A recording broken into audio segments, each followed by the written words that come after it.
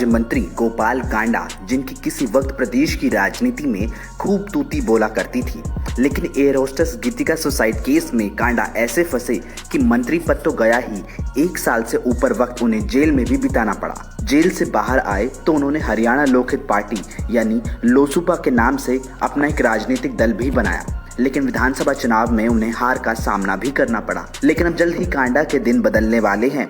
हरियाणा की राजनीति में उलटफेर करने में माहिर पूर्व गृह राज्य मंत्री और सिरसा के विधायक गोपाल कांडा अब नए सिरे से अपनी राजनीतिक पारी की शुरुआत करने जा रही हैं। एयर होस्टेस गीतिका शर्मा की मां अनुराधा शर्मा के सुसाइड मामले में पुलिस द्वारा क्लोजर रिपोर्ट पेश करने के बाद जहां पुलिस की बेहद किरकिरी हुई है, वहीं गोपाल कांडा को बड़ी राहत मिली है। दिल्ली की रोहिणी कोर्ट ने ट्रायल कोर्ट द्वारा जारी समन पर 1 साल पहले ही रोक लगा दी थी। इसके बाद अब जब पुलिस साक्ष्य पेश नहीं कर सकी है तो उसे क्लोजर रिपोर्ट पेश करनी पड़ी, जिसके आधार पर गोपाल कांडा बेदाग होकर सामने आए हैं। पिछले साल हुए विधानसभा चुनाव में सिरसा से जीते गोपाल कांडा ने अब संतोष जाहिर किया है, साथ ही वह अपनी पीड़ा जाहिर करने से भी खुद को नहीं रोक सके। गोपाल कांडा का कहना है कि वह पिछले 7-8 साल से बेहद मानसिक तनाव में थे। उनके खिलाफ खूब राजनीतिक साजिशें रची गई। उनकी बात पर ना तो किसी ने सुना और ना ही किसी ने यकीन किया, जबकि हकीकत यह है कि पुलिस 2013 में अपनी रिपोर्ट में पहले ही कह चुकी थी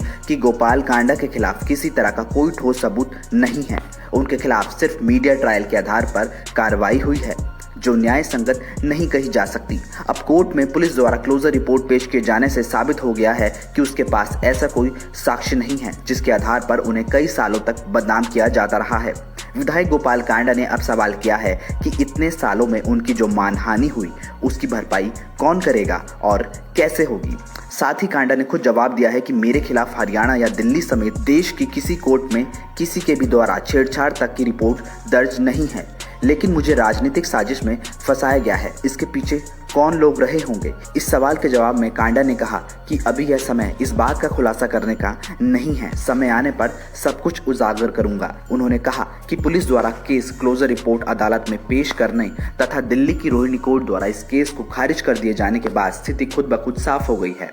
गोपाल कांडा पिछली भूपेंद्र सिंह हुड्डा की सरकार में गृह राज्य मंत्री थे। निर्दलीय विधायकों को तोड़कर लाने और हुड्डा सरकार बनाने में कांडा का अहम योगदान रहा था।